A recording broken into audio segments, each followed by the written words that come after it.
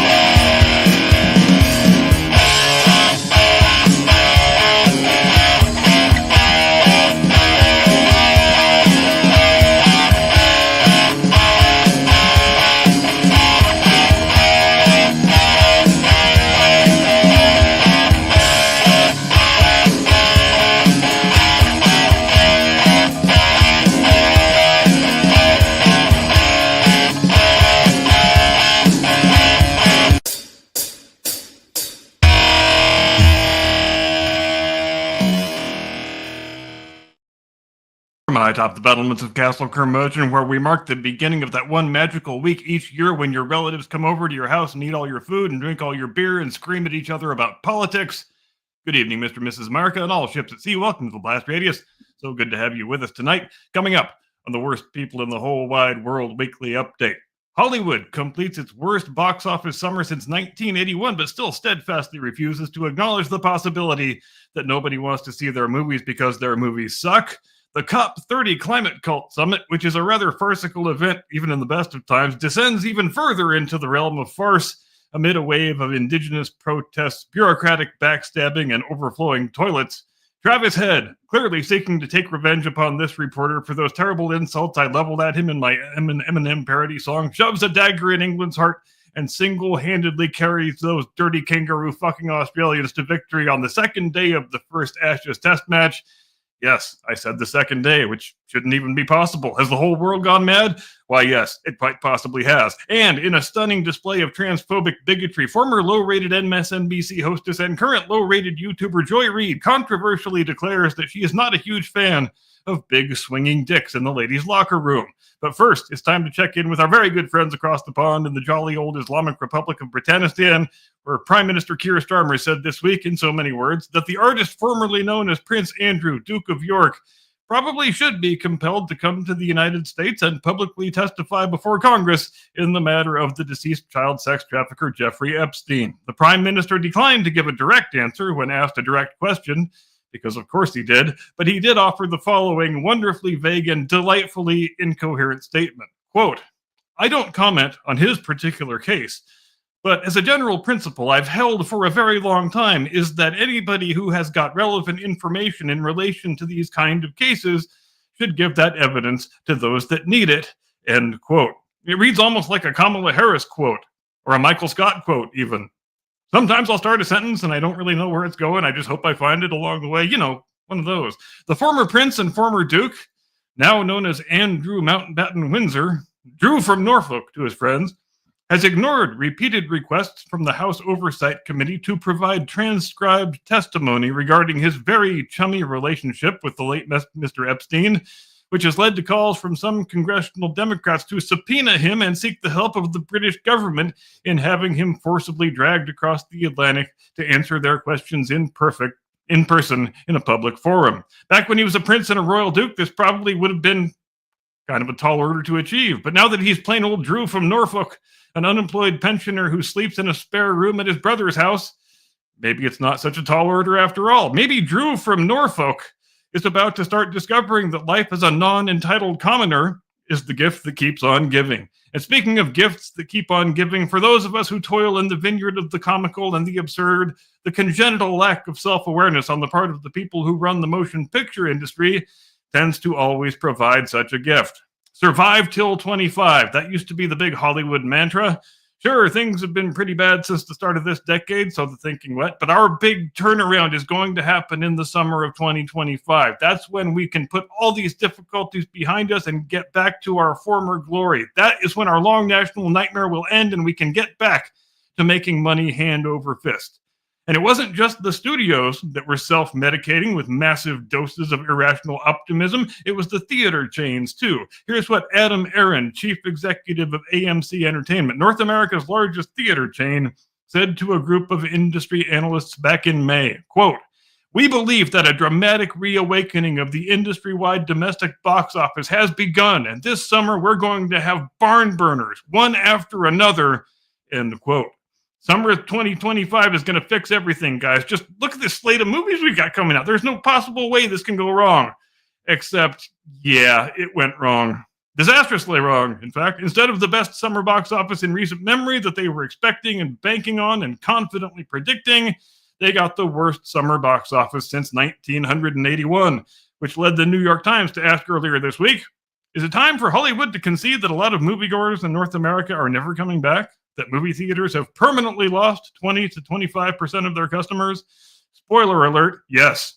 Yes, it is. But the Times still doesn't get it, and the studios still don't get it. They still want to blame this consistent pattern of failure on the pandemic that ended 4 years ago, and streaming platforms and home entertainment systems and all of the usual suspects. But hey, idiots. People have been able to watch movies at home with a nice picture and nice sound for what, around 40 years now? And it never affected the viability of movie theaters. People stopped going to the movie theater when the movie industry decided that it hated half of its paying customers and wanted to start lecturing them about what terrible people they are. People stopped going to the movie theater when 95% of movie stars decided to become sanctimonious scolds who love to castigate the public for not having the correct ideas and opinions. And people stopped going to the movie theater when nearly all movies started being disposable trash, with visuals that are all computer-generated and scripts that might as well be. When movies and the people who make them are primarily concerned with wagging a finger in your face and telling you what you should think and how you ought to live, they wind up being no different than the climate cult. And as long as we're on the subject of industries that are rapidly failing and have little public credibility left to wield, that brings us nicely along to the COP30 summit, the big annual UN shindig where a bunch of political and diplomatic bigwigs fly in on their private jets and pretend to deeply care about atmospheric CO2 emissions. Then they spend a week or 10 days exhausting the local supply of prostitutes and narcotics. Then they complete the festivities by having a very self-congratulatory closing ceremony where they all pretend that humans can directly manipulate planet-wide atmospheric conditions by scribbling their names on pieces of paper.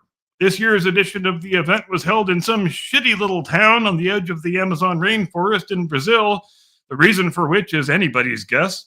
But there must have been a very limited supply of prostitutes and narcotics because everyone was in a pretty crabby mood by the time this thing ended. Did that have anything to do with the fact that none of the toilets in the hotel worked? Hard to say, but it couldn't have helped.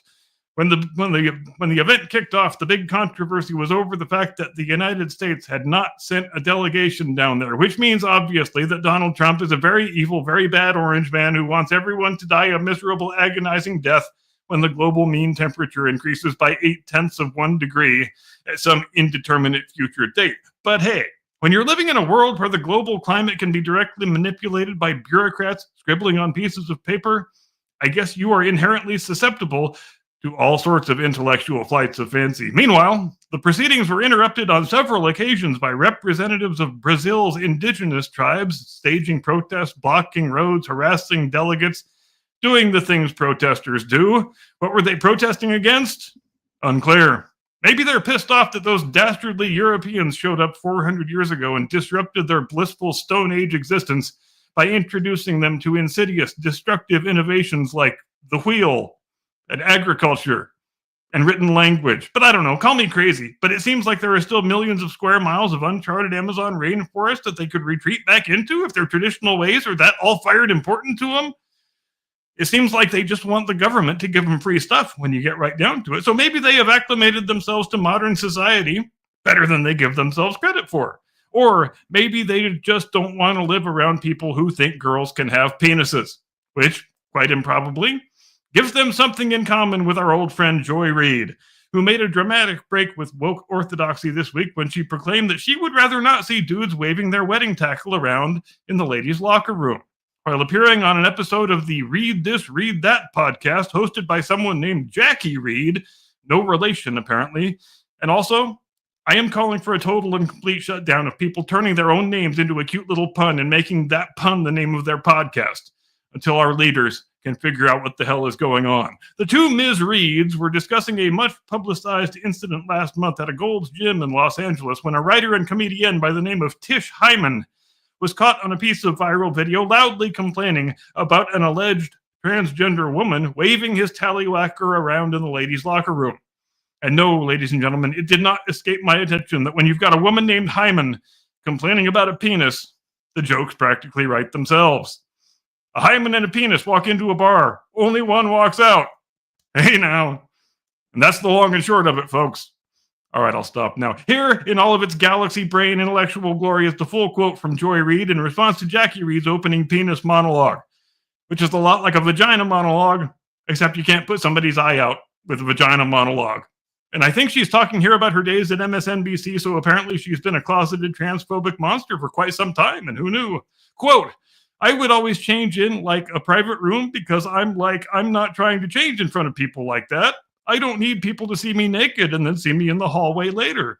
But then I would come out of my little private dressing room and there would be women walking around. I'm talking about women walking around with their boobies dangling, swinging in the breeze.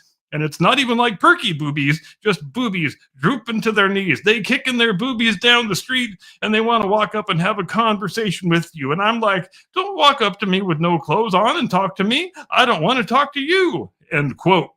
Now, call me crazy here, but I feel like a woman in her mid-50s isn't in much of a position to be telling other people they've got dangly boobies. And speaking of people with dangly boobies, Travis Head may look more like a diabetic truck driver than a professional athlete, but it has to be said, he made the England boys his bitch yesterday. And I maintain that he was clearly motivated by those unflattering things I said about him in that parody song. If you think Test cricket isn't an action-packed sport, you did not see this Test match. 19 goddamn wickets fell on the first day. Couldn't even get up for a bathroom break without wickets falling. The bowlers are having a field day, both sides. It's a bloodbath for the batsmen. The bloodbath continues into the second day.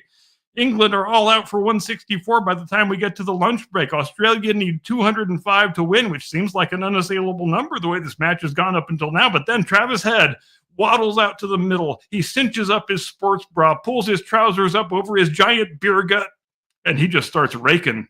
He drops 123 off 83 deliveries, which in Test cricket is a pretty unconscionable scoring rate, especially on a pitch where the bowlers have been totally dominating up to that point. And you know who's really bummed? Are the people who traveled to Australia just for this match and bought a ticket for day 3 or day 4 or day 5. In terms of the number of balls bowled, it's the shortest Ashes Test match since 1888, first one since 1921 to be completed on the second day. And if you're the Australian Cricket Board, talk about mixed emotions. You're happy your team won, obviously, but at the same time, you want to jump out the freaking window when you think of the 3 days of ticket revenue and TV revenue you just lost from the first match of the most prestigious series in the sport. ending on day 2. So yes, Travis Head, you are one of the worst people in the world. That's why I put you in the update. But even still, I grudgingly tip my cap to you and your beer gut and your man boobs and your double chin and your stupid porn mustache. You bastard. All right, I think I'm done now. This has been the WPWWWW for the 23rd of November, 2025. Thanks ever so much for your kind attention. I now transmit you into the firm but loving embrace of my distinguished colleague, your illustrious co-host, the one and only, your friend and mine, Mr. Caucasian Sasquatch. Tactical nuke incoming!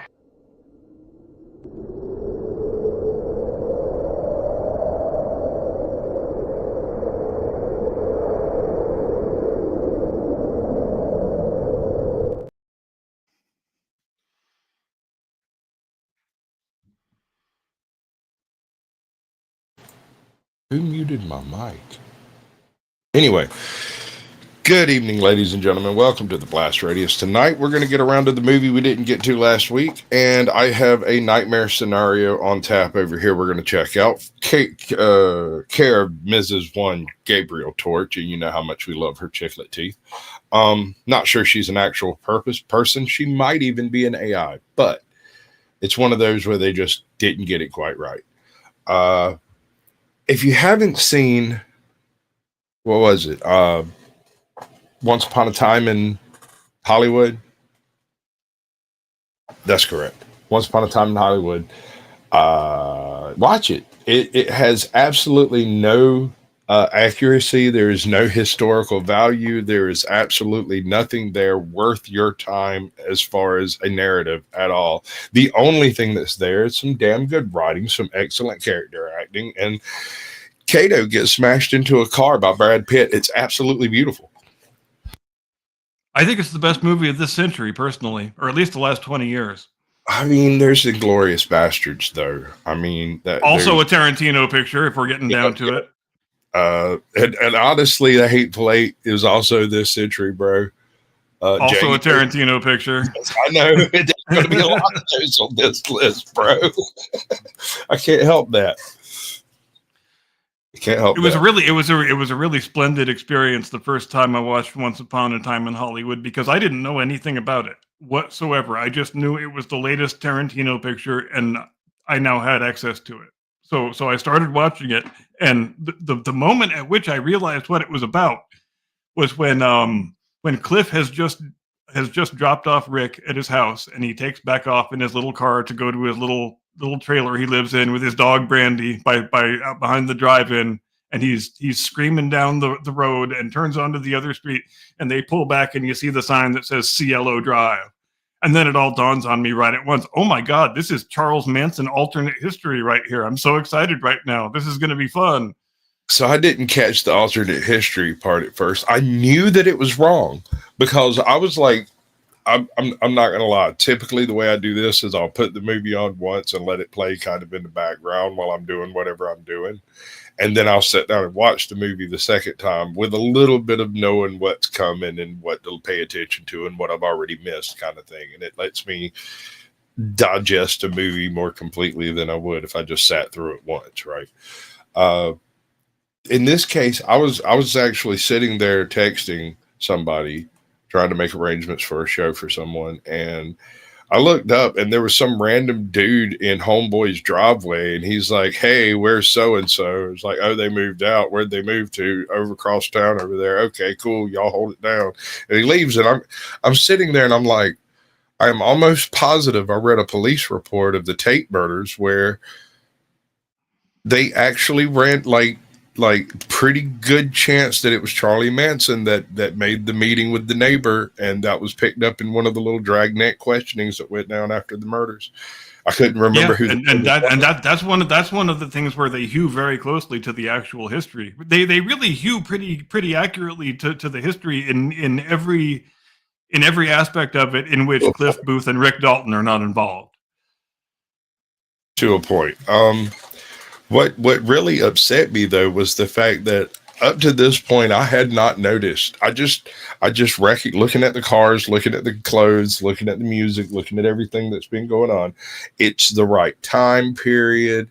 I'm almost positive that's the right gate. I mean, I'm almost certain we are at least within a block or two of the Tate murders, but I was unaware that the movie was actually directly related to that.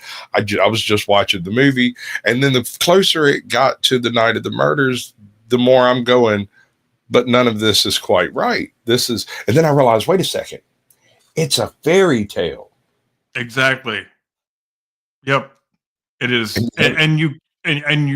He drives that message home with that little song he plays over the start of the closing credits when he really wants, it's alternate history, but it's also a fairy tale. And I think the genesis of the whole project was a confluence of two things. One of which was that he wanted to make a picture that was kind of a love letter to the bygone version of Los Angeles that he remembers growing up in as a little kid. And it was also just imagining out loud, what if Sharon Tate got to have a happy ending? What if the good guys won that night? What if evil didn't prevail? Since you've already brought that up, I was going to save that for the end of this wrap up, but you just said it out loud. This is a happy ending, but let me point out what this happy ending entails.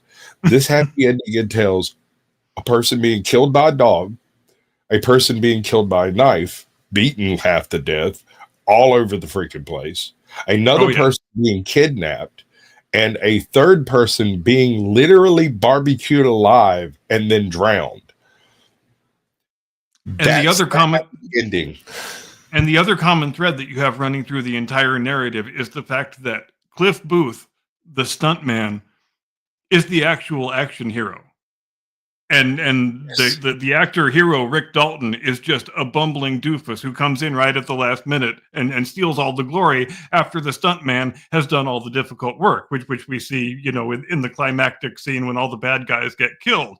Cliff is the one who has to do all the killing, and then once the chick is half dead in the swimming pool, then Rick gets to go grab his flamethrower and have the final climactic glory. And it's what a great storytelling device it is. Sure. I mean, I love it. And here's the thing that really got to me on the second watching through it. I was really impressed by the dedication with which this stuntman approached this whole thing. He was perfectly fine doing all of the hard work. Even he was cutting the grass. He was adjusting the freaking antenna on the roof. He was chasing down people in the middle of the night that came by and bothered the guy. He was your everyday go-to-it handyman special. He was on tap, on tag, and on point at every point. And he's fantasizing about that time he kicked Bruce Lee's ass. Well, I mean, I thought every red-blooded American over 6'2" has looked at and went, I don't know, man. There's some people who think, the kind of people who think way too deeply about movies. In other words, who think that the entire movie is just Cliff Booth's fantasy, and they point specifically to the scene where he kicks Bruce Lee's ass.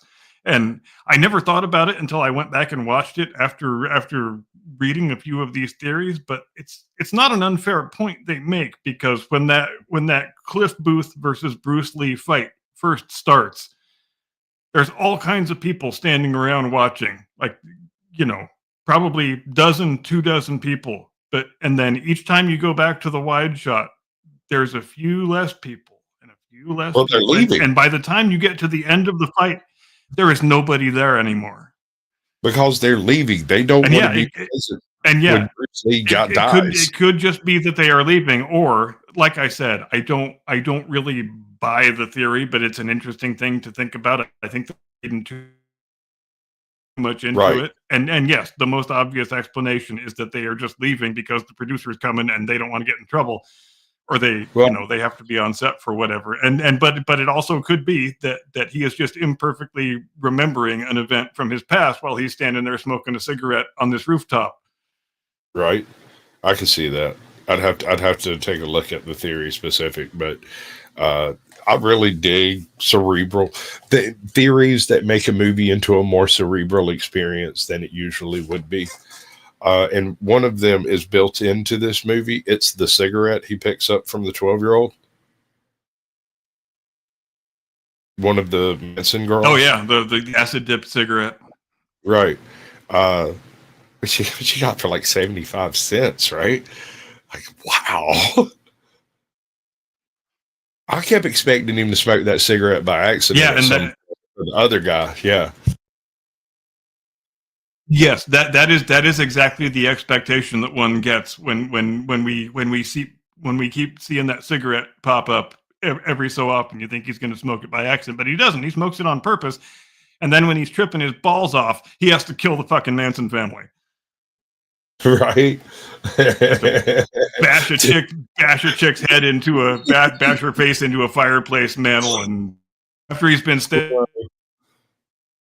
I just want to say, obviously, but yeah, but there you go. The stunt.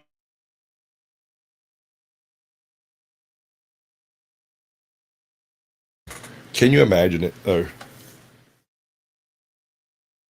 There you are, tripping balls. And some dude comes in the front door with weapons and chicks. And there's a chick at the back door. And suddenly you're in a fight for your life. But that's okay because you're America's stuntman. And you've got skills. And so essentially, you do the same thing to them that you were about to do to Kato. I don't know if you can hear me, brother, but I think we've lost you completely. Drop out and pop back in, I guess. It's an excellent frame, though. That was a very good freeze frame. Usually you look dumb as hell when you had to catch a freeze frame, but he's always lucky as all get out. His freeze frames look great. Amazing. All right, I've got a little shot. Mind reading devices can now predict preconscious thought. Yeah. I got a question. This is for all of chat. This is for everybody involved, right? So, oh no. Mind reading. All right. So here we are, right? Welcome back, brother. Sorry about that. It's all my fault. I'm the producer. I'm supposed to fix that crap. Blame me. So we've got Miss Gabriel Torch over here. Miss. I'm assuming Miss. She doesn't look like the reproducing type. She looks kind of vegan and like she might need a bacon sandwich. Very vegan. Yeah, she needs significantly more protein in her life. I'd like to give her some protein myself, but I knew you were going to say. God damn it! I knew you were going to say that. If you're going to set one up like that, bro, how dare you, sir? But yeah, no, she's not a bad looking girl. I don't know if I can look her straight in the teeth. But anyway, last week I brought you the wonderful idea that they're wanting to utilize either human or monkeys, chimpanzees specifically, if I'm not mistaken, brain organoids to operate NPCs in MMOs, massive multiplayer, games. And I'm curious what your thoughts are on whether or not those NPCs are people now. I mean, they're made of people stuff, right? They are in theory. Oh, I guess not just in theory. They are literally made of people stuff. They're made of people stuff. So I guess if we're operating under a purely materialistic definition, then they would have to be regarded as at least partially humanoid, let's say. Yeah, well, I mean, they'd be electronic, electrical life forms, perhaps. Yes, they are digital life forms that had their genesis in biological life forms. And I guess these are the sorts of questions that we're going to have to start grappling with more and more as history marches on. Right. So this young lady has gone and found another tidbit of absolutely terrifying science that has me literally shaking in my boots. I don't wear boots, but if I were, I would be, right? And there's a little bit of a digression here. It's only 3 minutes, so shouldn't be too bad. But I want you to really think about this phrase, pre-conscious decisions, pre-conscious action, right? The idea that something is decided before you decide it's decided because something within you made the decision before you got around to making the decision. That warps my brain. Yes, and some entity external to your consciousness can decide you were going to make that decision. Which is the part where it gets kind of terrifying. Right, because if you carry that into a religious connotation, then it becomes a question of free will and whatnot. If you carry that into a purely materialistic question, it And begs if you the ca- question. and if you carry it into a governmental context, it is going to result inevitably, just like in that Tom Cruise movie, in people being arrested for crimes they didn't even know they were going to commit. Right, but she's fixing to explain to us, A, how it's the most terrifying thing to ever grace the face of the earth, and B, how you don't really need to worry about it. Are you ready? I am ready. Lay it on me. Devices can now predict preconscious thought, meaning they can figure out what you're going to do before you do it, should you be concerned. In case you're unfamiliar, a brain-computer interface is just anything that connects your brain to a computer. It can include some things that are non-invasive, like EEG. Oh yeah, there, Mister Curmudgeon. Uh, I want you to know that when you freeze framed out earlier, you look very distinguished. It's Did I? That's an upset. very distinguished. In fact, I would go and use that for my avatar. Anytime. I'm serious. It looked like you were in the middle of a very deep thought. It was very respectful, and that never happens. So there's that. G-caps, and those are pretty cool. It can also include chips that go directly in your brain. Those can span from a single electrode or hundreds or even thousands. And now we're seeing them being placed in multiple areas of the brain with pretty interesting effects, including some emergent behaviors. I was also pretty surprised to see something that looks like a shock title in Nature, which is the highest paper in the land. Basically, if you are in biology and you publish in Nature, your career is set. You're the best of the best. So this did surprise me, but we'll get into it. Brain-computer interfaces can do more than they ever have before in just a few years. People are walking and talking and even being able to experience touch when they've lost the ability to feel anything from the neck down. They can even feel it through somebody else's body. This is because we can give people virtual experiences. If we can control the electrical activity in the brain, it doesn't have to be one way. It can go both. And this is your next Isekai novel. Let me tell you. And to me, that's the really cool part about these brain computer interfaces, because we've had the ability for quite a while now in terms of prosthetic limbs to operate the limb according to electrical impulses that are emanating from the, whatever stump remains, after the amputation. Right. But now we are going directly to the brain and cutting out the middleman pretty much, and operating that prosthetic limb just by thinking about it. You don't even need to send the electrical impulses to the stump anymore, and that's a pretty huge divide that we have crossed in just a fairly short number of years. That's true, but there's more to it than that. It doesn't have to be to a limb. The limb can now be an instrument or a game or a character in a game or any number of variations on that theme. And like she was just saying a moment ago, the artificial prosthesis now has the ability to be tactile in the same way that a fully natural body part would be. And of course, when you have to consider the worst case scenario when you're thinking about these things, and inevitably that is going to result, just like the people in the freaking, what was it, the Boba Fett show, the terrible Boba Fett show on Disney Plus, where these kids had all modified their bodies and chopped off their limbs on purpose and replaced them with something more awesome and more useful and with more deadly potential. Right. It's wild. Transhumanism is just a wild concept. And this is exactly the nature of things moving forward. And one of the things I have an issue with is the fact that you hear people talking about, oh, we're 20 years away, we're 15 years away, we're this many. There's so many different technological hurdles that have to be crossed. But in reality, the only real technological hurdle that has to be crossed is battery power for the autonomous unit, right? Some form of power dense matrix that it can carry for years rather than hours. And then a high speed data relay between the unit and the supercomputer that would be operating its AI. And also when people predict that things are going to happen in 15 or 20 or 25 or 30 years, there is often a self-importance bias inherent in those projections, because people people like to imagine that things are going to take place in their own lifetime, even when they're almost certainly not. People don't like to imagine that something's going to happen in 200 or 300 or 1,000 years. They want to be around for it. And so that kind of colors their prognostications oftentimes. True. But there's another layer here that really bothers me. You don't have to have all of the breakthroughs in the same discipline.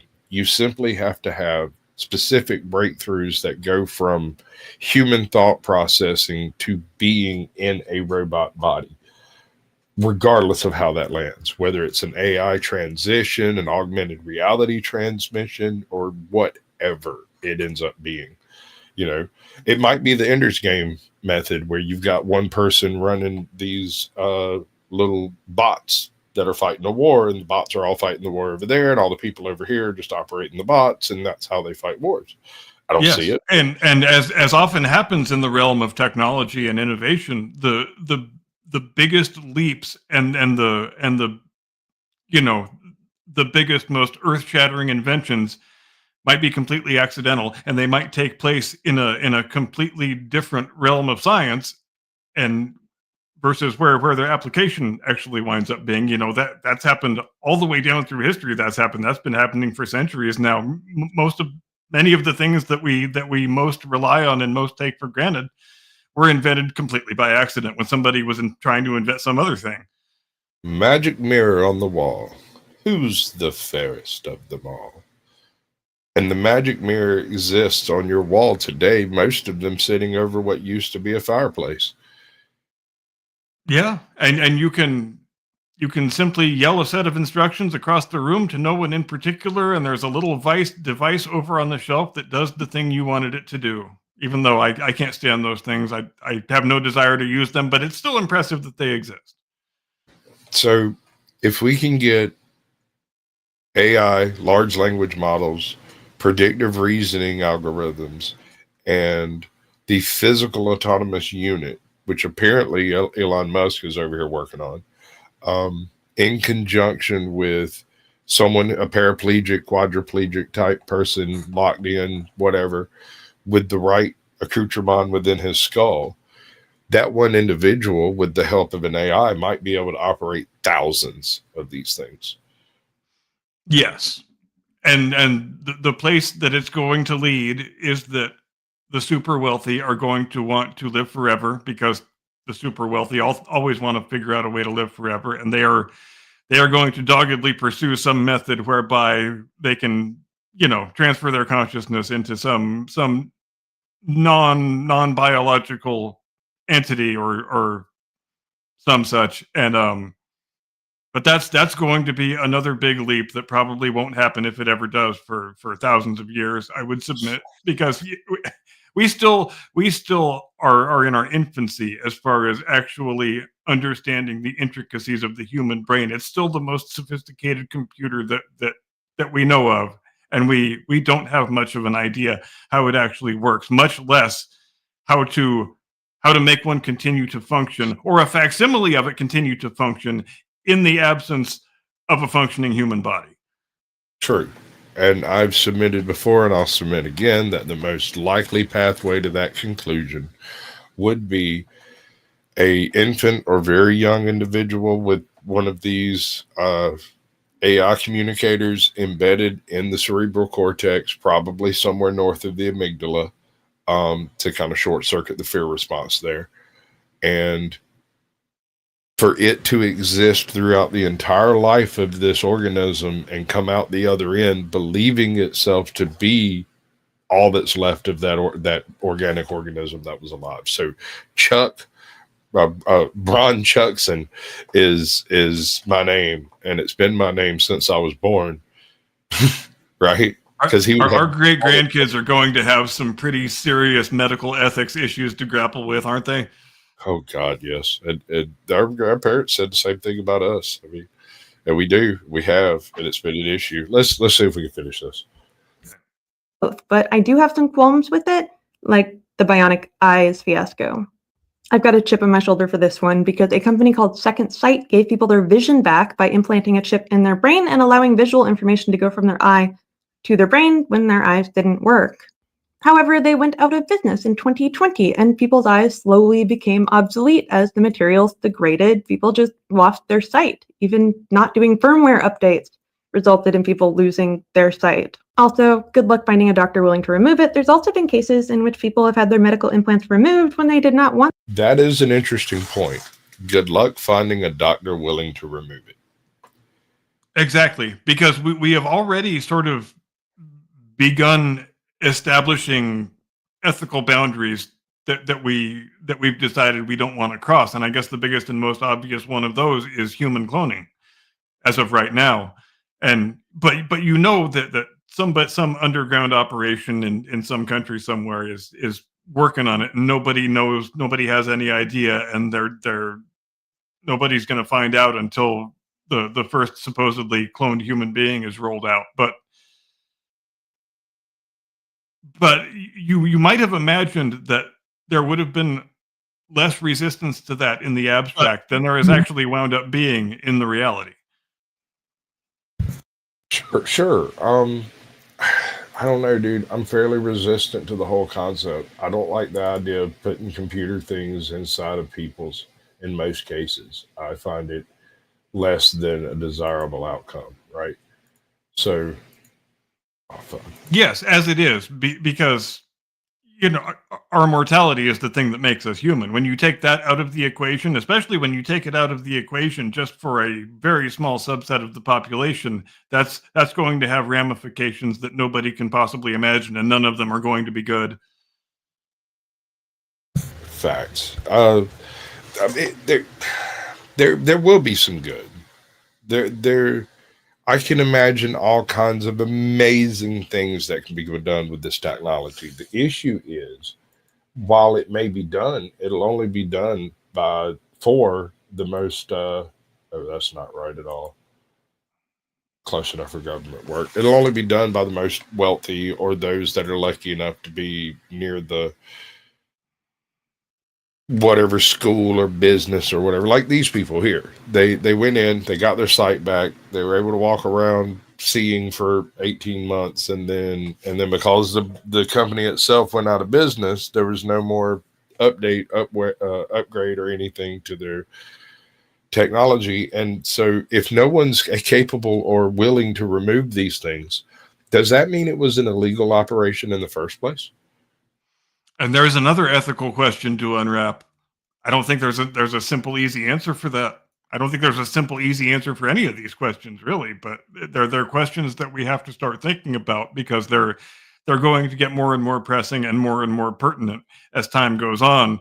And there's going to come a day when we have to grapple with them directly, when they are sprung on us sooner than we ever imagined they would be. And if we actually get to a point, which could happen, where the super wealthy have access to some facsimile of immortality, you want to talk about a class divide? That's going to be the class divide of all class divides. That's going to be a class divide that trumps all other class divides put together.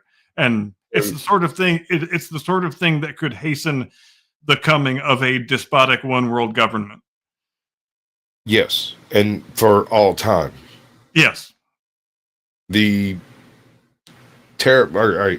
If you've ever bothered to watch Altered Carbon, this is sort of a cautionary tale looking back on Methuselah's, the idea of immortal money and immortal wealth being carried ad infinitum into the future, with all of the super high tech, everything that goes with it, cloning, AI, body swaps, body doubles, copying, needle casting your way to different planets and whatnot, the whole nine, right?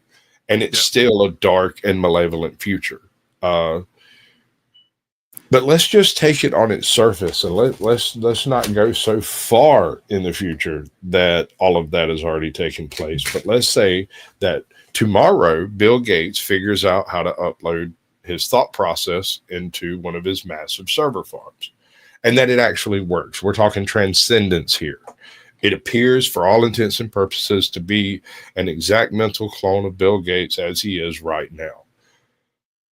There's all kinds of questions that comes from this, but essentially we're now stuck with an immortal version of Bill Gates's thought process as a significant functioning factor in the advancement of Microsoft and various other computer tech. Good thing, Yes. bad thing? And Well, a version of Bill Gates that never has to worry about getting old or dying.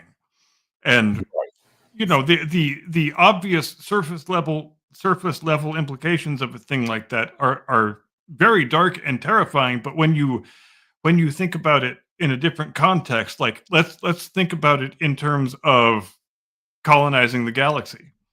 Once you've bridged the gap of immortality, and you can place a fully functional human consciousness into some type of artificial vessel, then you've defeated the biggest obstacle to colonizing the galaxy at sublight speed, because now you've got unlimited amounts of time. Except the entities, the creatures that are going to be doing the colonizing are not humans anymore, are they? You are colonizing the galaxy with machine intelligence.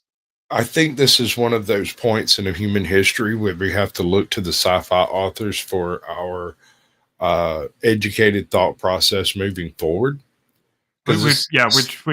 And oftentimes they are better at it than the scientists are. Well, it's not a matter of whether or not their predictions on what will, could, or have happened are accurate, but the logical effects from it having happened. So, with the assumption that we're going to use Bill Gates again, he successfully uploads himself to a server. That server is now his physical body, and the server, Bill Gates, starts protecting itself using the resources of the organic Bill Gates. Now, who's in charge? Is it the organic Bill Gates, or is it the server Bill Gates? Would there be a disagreement in what needed to happen? I doubt the server Bill Gates would want very badly to get rid of the organic Bill Gates, I would expect.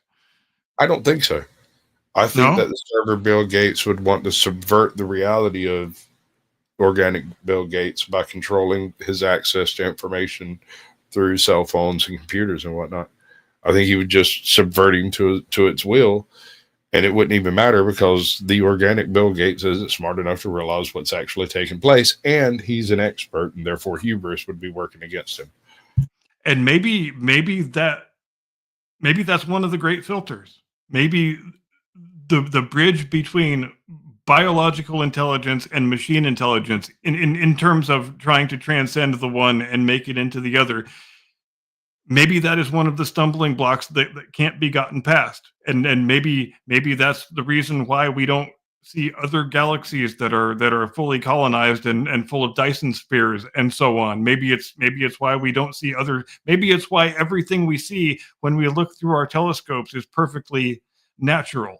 Because it would seem like if and when some other civilization was able to bridge that gap, even without faster than light travel, even without anything remotely close to faster than light travel, all you need is 1 million years to fully colonize a galaxy. If you're doing it with machine intelligences, that's not even that big of a problem anymore. If you don't have to worry about sustaining human life, are you kidding me? It becomes almost child's play at that point to colonize a galaxy. And yet when we look out there, we see absolutely nothing. That's true. I've come across a couple of theories on that. Some folks have been running the Drake equations, but utilizing different starting conditions, right? Now, classically, you've got the dark forest paradox, you've got the freaking it's a dangerous world thing, you've got the zoo hypothesis. The zoo hypothesis where they're just, avoiding us. And then on top of all of that, the prison planet, of course, which is a modified zoo hypothesis.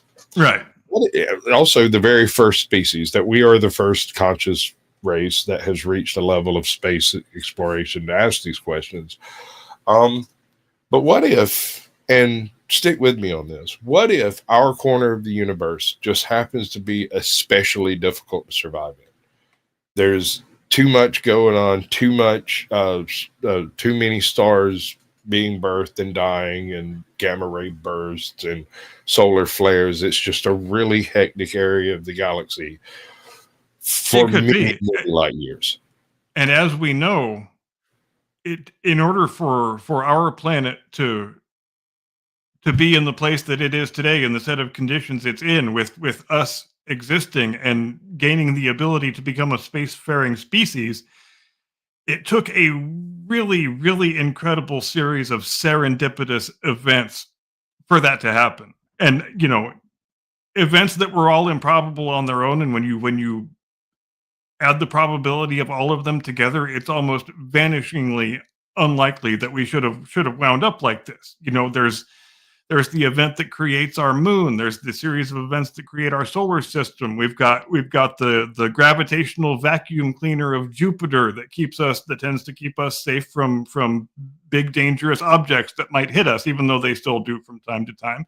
You've got the asteroid belt that serves that same function. You've got our 22.5-degree axial tilt. You take any single one of those things out of the equation, and we are not a spacefaring species right now. Even just the particular chemical composition of our atmosphere that enables us to take the gases the atmosphere is made of and turn it into rocket fuel, and we're able to get ourselves out of our own gravity well. I mean, all of those things are vanishingly improbable, and yet they all happened. So maybe everything is a function of that. However, you still can't dismiss out of hand the chance that we actually are the first spacefaring species in our galaxy.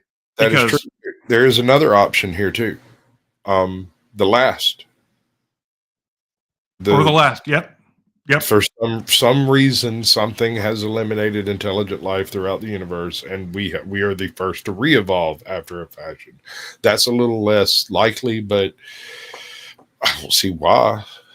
Right, and back to the conversation we were having last week, a conversation we've had a few times before, about the fact that if and when we should discover, evidence in space of what we would think of as extraterrestrial intelligence, that the fact that we would almost certainly discover it in the form of finding some defunct object or craft or device or some piece of space trash.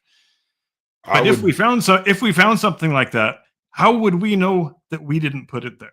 How would we know that our progenitors in some pre-human technological civilization that existed on this planet, or even one that existed on Venus or on Mars, put it there? Wouldn't that be far more likely than someone from a different star system bringing it here and putting it there? Yes, as a matter of fact, it would. I would make the argument that the last 10,000 years of human progression hasn't been linear progression, and that had it been linear progression, there's little or no reason why we couldn't achieve the same level of technological capability we have now in 10 generations, rather than the 10,000 that we've had since the rise of the human thumb. Yes, and we also know that a billion and a half, 2 years ago, there's a pretty high likelihood that Venus, Earth, and Mars were all habitable at the same time. So, which is just a wild thought, by the way. Oh, I know. And who's to say that the first spacefaring civilization didn't originate on Venus and put life here, or on Mars and put life here? Who's to say that the Venusians and the Martians didn't intentionally create the set of conditions on our planet that enabled us to evolve into what we are today? I would make the argument that we are more likely to have come from Mars than we are from Venus. And the reason of that argument is this. Your vertical posture is absolutely retarded.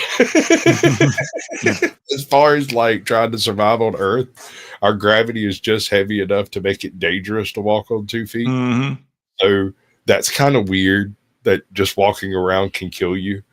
That's not something most animals have to worry about. If they trip and fall, they don't usually die, right?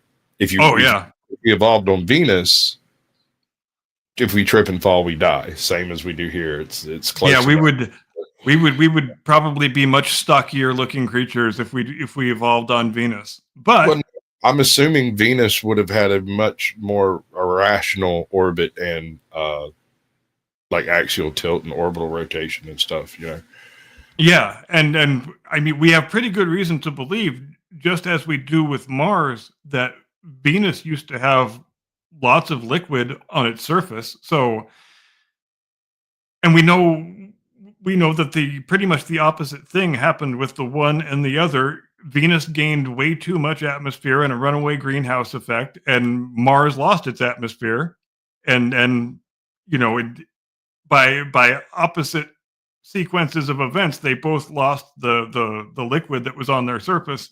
But there is no reason to discount out of hand that they not only might have once been inhabitable at the same time, but even inhabited. Maybe all three planets were inhabited.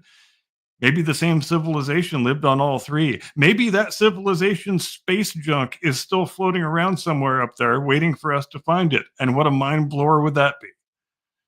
So that would kind of bring into consideration the Nords as a progenitor species. The stories of like Atlantis and whatnot coming straight out of the computer deck of these colony ships running back and forth, and that's a fairly complicated neighborhood when you're talking about it, because communication would only be convenient during certain times of certain conjunctions, and Yep. that's all very, very interesting. But I have a question. Go for it. How much do you know about the topography and the atmospheric makeup of Venus? Not as much as I should. It's what 85% CO2, I believe it is. It's and almost obviously very, very crushing pressure. The pressure on the surface is such that the Soviets landed a couple of craft successfully on the surface, and they only were able to operate for like 10, 12, 15 minutes before they were just crushed to shit and well, that destroyed. was less to do with as much to do with pressure as it was with surface temperatures where they landed. I've always thought they should have dropped it at the North Pole. Yeah, because your surface temperature is like 900 something degrees, I believe. Yeah, North Pole is like 400, but between 400 almost, it's smelting lead. Like, oh yeah, yeah. It is not the garden spot of the solar system. That is for damn sure. But so, it's the only terrestrial planet that has as much of an atmosphere as we do, except they've got way the hell more of it, and it's made of nasty stuff that would kill us. Yes, but to get back to what I was getting at, there's a handful of sci-fi authors that have actually gone through the issues of what it would take, hypothetically, with the chemistry we have, and let's say we could just create these drones to go get the pieces that we need from the solar system and drop them off on Venus to neutralize the acids, drop the temperature. The real challenge, the real problem with Venus is its lack of rotation. Yes. Its rotation is so slow that temperatures are a couple of 100 degrees different from the sun side to the dark side.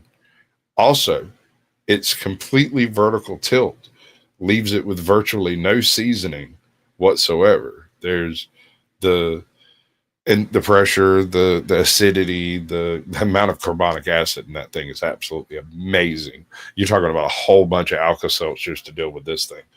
Carbon dioxide 96.5. So my guess was on the low side. Nitrogen 3.5. Then you got sulfur dioxide, argon, tiny bit of water, carbon monoxide, helium, neon, hydrogen chloride. These are all down to hydrogen fluoride. Those are all in trace amounts, obviously. Right. But you're right. It's the lack of rotation and the lack of a magnetosphere also would seem to be precluding factors. All right. So there's one more, and it's really a deal breaker when it comes to this. There is no surface life on Venus for us because of this one factor. Venus has virtually no topography.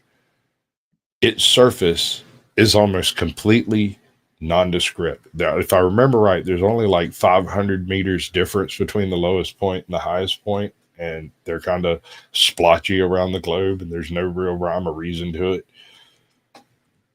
And it's just plateau or valley. That's it. So you're either on the high flat plane or you're on the low flat plane, and there's really no middle ground. That's all vertical shelf.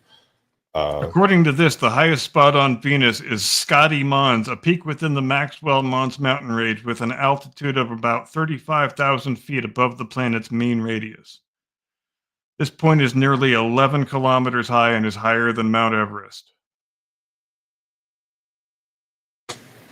But there's not a whole lot going on with the features. You have a major mountain range here, you have plateaus there, you have the rest of it is all flat ground. What would be the bottom of an ocean if it was on Earth, that what we would call an abyssal plain.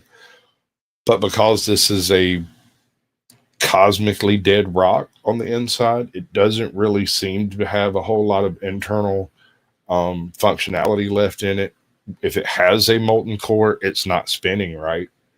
It's tidal. Well, yeah, and just like on Mars, where there is no evidence of any plate tectonics of which to speak, which is why Olympus Mons and the other volcanoes in that chain are so spectacularly high. It's because the crust isn't moving independently of the mantle underneath the crust, so it's just erupting out of the same spot for millions and millions and millions of years, and so it builds up a volcano and a caldera that are like 30 miles high. Right. And all of that being said, it makes Venus virtually untenable once you were to reduce or put enough chemicals into the atmosphere to neutralize the acids, free up breathable oxygen, reduce the various trace gases that are toxic, and to trap enough CO2 some kind of way in order to make just the atmosphere at the surface, tenable, right? We're not talking a paradise here. We're talking tenable. Over half the planet would be flooded, and the other half of the planet would be almost straight vertical cliffs. Yeah, well, I think all of the ideas that have been put forth about human colonization of Venus have to do with living in balloons inside the clouds, which is probably untenable anyway, but it's the only feasible thing we've managed to come up with so far. The thing about those balloons, as you call them, they don't necessarily have to be your classic inflatables, like the way you think of them. Right. It just needs to be some object that can achieve buoyancy in the context of that environment, which is very, very, very thick and nearly all CO2. You're thinking of something more along the lines of a lightly plated space station type thing, something that would float more than it would be a ship. It would sail on a sea of clouds. Think Bespin, the Cloud City. That's about what it would amount to. All of this would be built with ultralight materials and all of that cool stuff, but would also be theoretically above a point where you could grow stuff. But then comes the question of the solar wind and the location on the planet itself that you would want to inhabit, right? Right. And you're still going to be affected by the lack of a magnetic field, which is going to be a problem. Right. Well, that's what I was saying about solar wind, is that's going to create all kinds of havoc. And to put the temperature and pressure in perspective, it says here that if you're standing on top of that 35,000 foot mountain, the surface temperature is only 716 Fahrenheit, and the pressure is only 44 atmospheres. Right. That's enough to bury your helmet and not worry about the seriously. rest of the suit. So we're talking like power armor to go to the surface, and it's just not worth it. I can't think of a thing that would be down there that would be worthwhile. Although, consider this. These floating cities, if they could be accomplished, and the technology involved isn't that far if you're willing to build the whole thing as one big Faraday cage, right? Right. If you just start with the concept of we're going to be deviating solar particles from around us so that it doesn't get inside, you can just go ahead and design that into the process and probably use that to power some part of it. Because, and it's also another case where if you're doing the colonization with some sort of transhuman post-biological creatures, then you don't even need to worry about any of that shit, and you're already golden. But if you want to do it with human beings, then it's a much more involved thing with much more considerations to take into account. And it's also a location where Typically, human activities are viewed as a negative, but in this case, we would be utilizing the heat, the electronic swing of the atmospheric particles, and all of that stuff as being power generation methods. And you think about the concept of geothermal energy. Imagine if all you had to do is drop a freaking hydrogen pipe down, run some hydrogen through it, and get it out at 800 degrees on the other end. And it's just free power, dude. Just into the clouds. I mean, what we would probably want to do in those cloud tops is make a big rocket fuel factory. Something like that. I mean, it would have to be something useful. There would need to be a resource there that was valuable, something that was easily convertible or anything like that. Otherwise, there's no point in doing it at all. Venus is the wrong direction, and there's no point other than the technological capability of achieving it. There's no point in doing it. It doesn't have. But if you're at the point where you're making serious attempts to colonize the rest of the galaxy, then that's a direction you would probably want to think about going in, because as we know, you can't colonize the galaxy when you have to launch all your vehicles out of Earth's gravity well. That's just never going to be the bulldog. You have to figure out a way to do all this stuff in orbit and launch from orbit, because that's, the principles of energy conservation dictate that you have to do it that way. That is one thing that Venus does have in spades. And while its location's a bit problematic, the circumstances are an issue, and it's definitely an engineering challenge. If I were to hand build a planet to have a space elevator on, it would look something like Venus. Oh, yeah, because there your slow rotation speed becomes an advantage instead of an impediment. Mm-hmm. Mm-hmm. And your counterweight could be something the size of freaking Pluto at that point, for all intents and purposes. And if you were to play that game just right, you might be able to jumpstart the mantle back, the core back to liquid, if you were using a large enough counterweight and had enough balls to pull it off. Yeah. I don't know, though. We're talking about technological advances that are at least a few hundred years in the future. We're talking about, and Mars. I've always said Mars is dead weight. Mars is a bad trip. I say we colonize the moon, and one or two Lagrange points between here and the moon, and we use that as our local neighborhood to gather all the near Earth asteroids for mining. Take whatever's useful, jettison the rest. If we could gain the ability to attempt terraforming Mars, then we might be able to make it useful. But the process of the terraforming is going to take 10,000-15,000 years. So you have to be really invested in that project. I'm not sure it's actually possible, dude. The gravity is just a hair too light there. You'd lose as much water vapor and oxygen and all the other trace gases, nitrogen being a major issue. You'd have to use something like, I don't know, what's that? What's one of the heavier? But we know she had an atmosphere at one point. Sure, and she had a mantle at one point, and she also had a crust, and the crust is currently floating around between Jupiter and Mars. Right, and that and that's a powerful indication at what an important part of the process and the conditions for life is plate tectonics. It's one of those things. It's a deal breaker if you take it out of the equation, and if it stops, then you can go from a living world to a dead world, as Mars seems to have done. Yep. And all of this is, of course, pie in the sky type of considerations, but smarter men than us have written vasty stories about just such things, and I see no problem in considering them. Let's take the longevity of the rich, right? Maybe they're not immortal, but they are functionally immortal. Rather than living, forever, they live, 3,000, 5,000 years, something like that. That's the projected lifespan. You wake up tomorrow and medicine has advanced far enough that the few people who can afford it will outlive your great-grandchildren. I predict a world government in 10 years. Absolutely. That's I was just about to say the same thing. That is where you get permanent world government.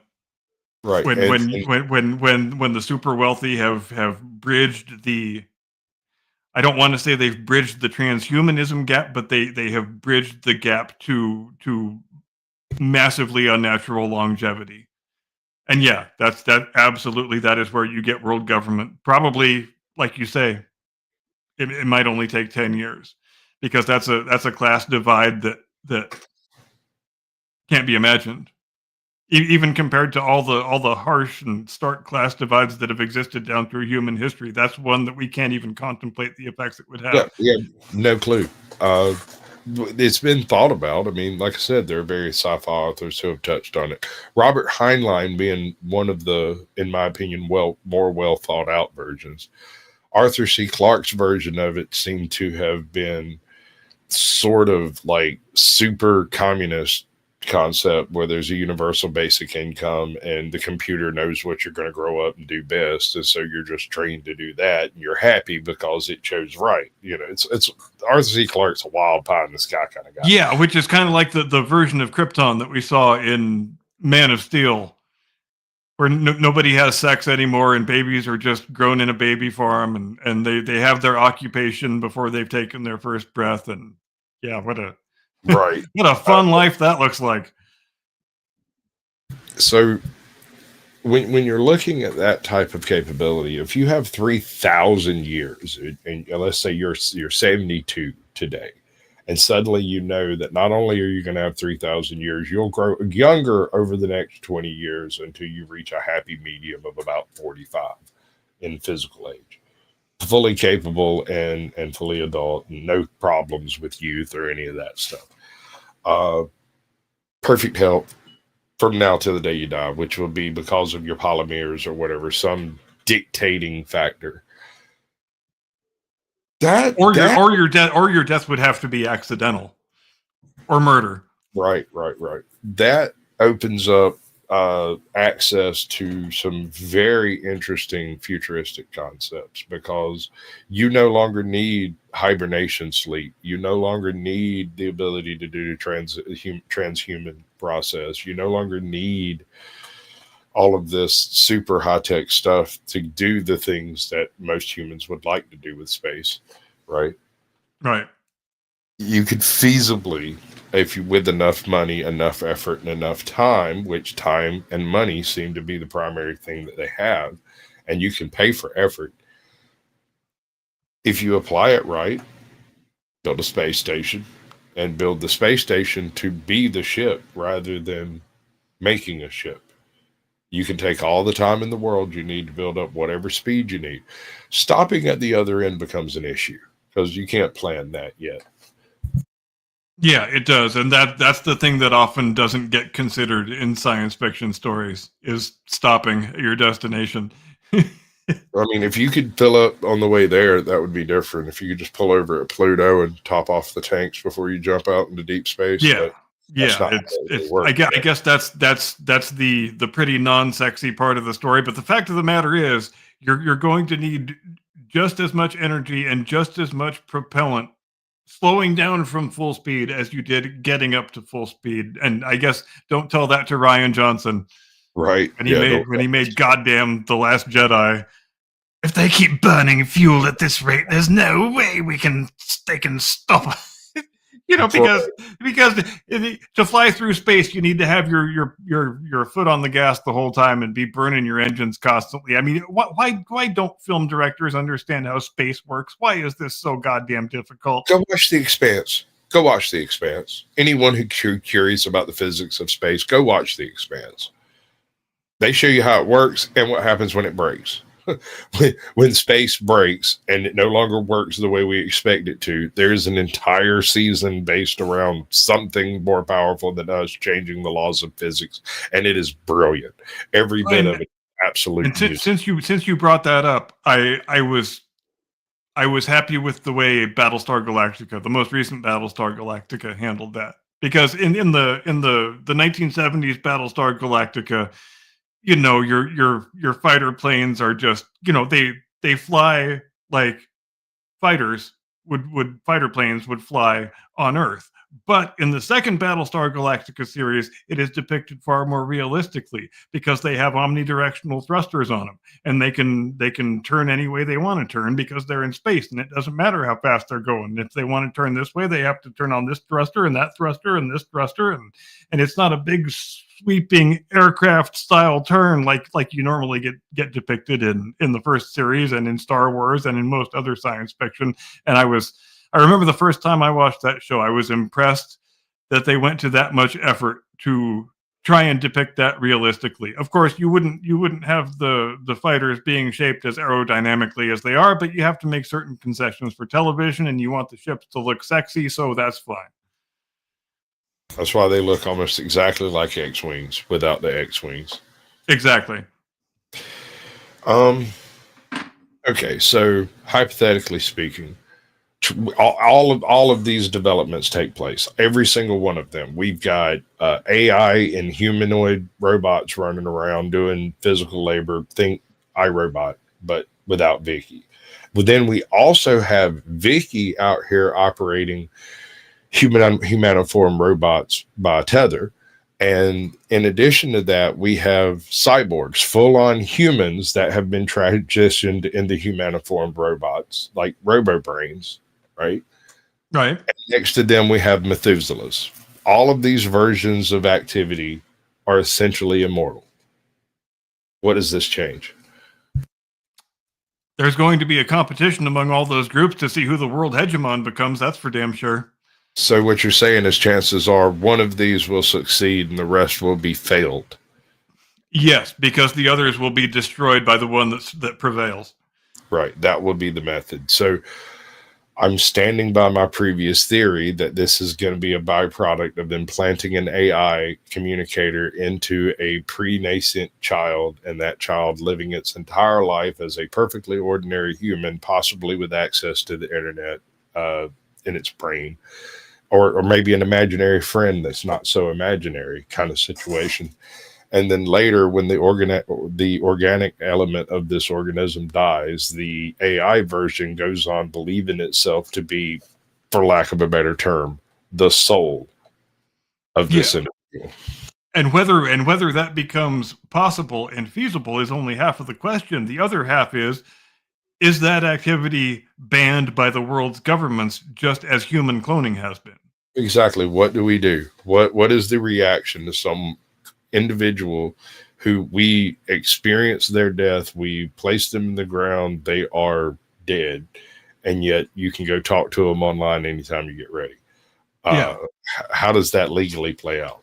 And then even if the world's governments do make it taboo and do make it illegal and do draw that ethical line underneath it, there will still be rogue actors who want to do it anyway, as there always are, because that always happens. Right. I mean, who the hell knows? There could be cloned human beings that exist already, and they just haven't been rolled out yet. I would place that possibility as distinctly non-zero. So quite often you hear the term that the government science programs are 20 years ahead of the curve. They're 50 years ahead. They're 100 years ahead. Being conservative and looking at the doubling of technology. I can't remember the name of the law. Is it like oh God, I know the name. You know, it was Max. Let me look it up. Look it up before we both break our brains. If that's the case, then by the mid 80s, when Deep Blue was being paraded around as the best large language model in existence, the exponential growth of technology from that point to this point of them busting out a Grok 2 or whatever it is they're working with currently as being the best large language model, and the two seem to be about functional with each other. This makes me wonder what stage of strong AI have we reached as opposed to the weak AI of language models and logarithms. It's Moore's Law. Do you want me to read out the summary? Moore's Law, that's it. Read it out. Moore's Law predicts the number of transistors on a chip would double roughly every 2 years, leading to exponential growth in computing power. Other laws, like Amdahl's law, describe how adding more processors can lead to diminishing returns due to the limits of parallelization. While the physical scaling described by Moore's law is facing limitations, computing power continues to grow through other means such as architectural improvements, AI integration, and specialized chips. The original geometric scaling of Moore's law is becoming increasingly difficult to maintain due to physical limits like quantum effects at the atomic scale. However, the industry continues to innovate to achieve similar gains in performance per watt and per dollar. All right, so if you add in super wealthy individual who's immortal to that, the wattage and dollars no longer matter, and the actual size and structure of it is less important than what it can do. So you can gimmick Moore's law rather than by adding transistors. You literally add entire computer structures. And once the immortal humans have instituted their world government, does it become the singular objective of all the world's mortal humans to kill the immortal humans? It would have to be, I would think. I mean, have you ever heard of have you ever gone into any of the Halo stories at all? No, I know like the broad strokes, but I've never read any of them in particular. I'm fixing to go into a bit of esoterica here, but I think it bears mentioning in the circumstance that we're looking at. Lay it on me. Okay, so there was a encounter between a human ship and an alien ship. This human ship, after encountering this violent and aggressive alien species, instituted at the behest of their captain what came to be known as the Cole Protocol. If a human ship comes into contact with any form of extraterrestrial, every human on that ship is deemed non-human until they can get away from the extraterrestrial. This is even in the event of a friendly meeting where we exchange unicorns and mouse farts, right? It's like doves flying in the air. God is standing there. We still immediately commit Cole's Protocol. And Cole's Protocol is we jump no less than 5 or 10 times to random coordinates before we go back to anything associated with Earth. That ship can never, ever go back to Earth and must operate merely on colonies, and at that, only smaller colonies that are completely non-military targets.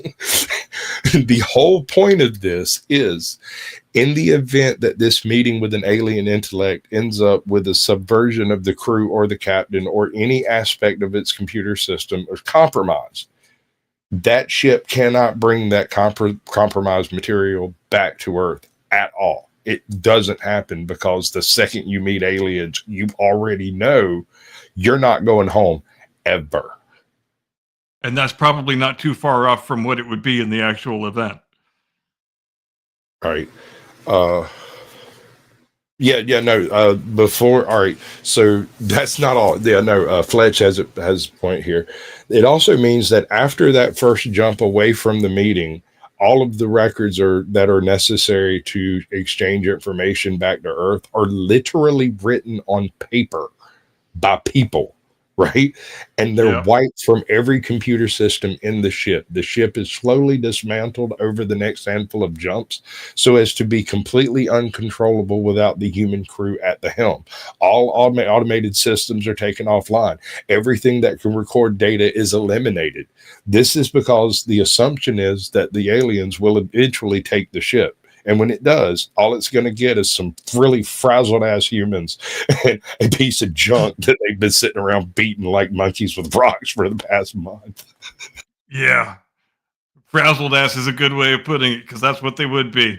Right. And because the protocol states that you essentially run for your life, and you run to the most distant colony of humanity in the off chance that they don't find you. And then, and this is the really critical part that drives me crazy, after you've done all that running, you shut down somewhere in the outer system, you go cold up against a cold rock somewhere, and you operate on the very minimalist of power and wait for some undetermined amount of time to see whether or not they followed you. And if they did, You then jump right into the middle of the very first ship that pops out of that fucking hole. you scuttle your ship with their ship. That's a set of protocols that is not messing around. No, they're not. It is very serious, and I love it. It's one of my favorite military books. In fact, it's right up there with the Chair and Travis series of clone troopers that basically laid out the religious doctrine of the Mandalorians. You do love your Mandalorians. I do love my Mandalorians. Don't test me on that. We'll go to the match. Are you looking cautiously forward to the Mandalorian movie, or are you assuming it's going to suck? I'm assuming it's going to suck, and I'm going to watch it anyway because I'm an absolute Mandalorian fanatic. I don't care about Disney anymore, but damn it. I mean, I've got a Boba Fett keychain. You can't take that from me. It's too bad that everybody started liking Baby Yoda so much. This whatever. That's fun. I don't have a problem with it. It's the puppy effect, dude. What upsets me was the fact that they made such solid gold with the first season, and then they allowed. I know that show was badass at the start, dude. It was seriously, legitimately badass. The first season is solid. Now, granted, the first season is like 9 different historical myths. We should go over the first season. We can skip the second season entirely if you like. But the first season is basically, one is the 7 Samurai, one is Lone Wolf and Pup, one is what's the other one? The one where the guy slays the dragon in the swamps, George and the Dragon or whatever. I can't remember. Yeah. The foundation myth of England. Yes, it's a bunch of foundational myths of human culture and all of history, and it's laid out right there as a smorgasbord of visual, tactile, and amazing writing. I love every bit of the first season. I can't find anything in it I don't like, and I don't really have a problem with the second season until Homeboy pulls his mask off, and suddenly it becomes obvious that this is going to take one of those cancel culture woke libtard turns where everybody's an individual and a special snowflake and everybody's their own main character. And it all starts with Carano, Gina Carano, is that right? Yep. Beating up and getting beat up. Which, I mean, I loved her role. She did very well. Like I said, she was fantastic. She was everybody's favorite thing about the show. But she said the wrong thing on Twitter, so she had to be destroyed. Beep, beep, boop. Imagine it. Beep, beep, boop. Talk about franchises shooting themselves in the foot. Great job, Kathy Kennedy.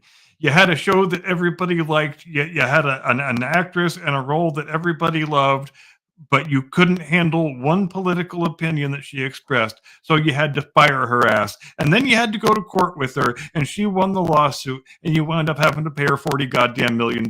Very well done. Excellent way of running a studio. You got a little crackly there.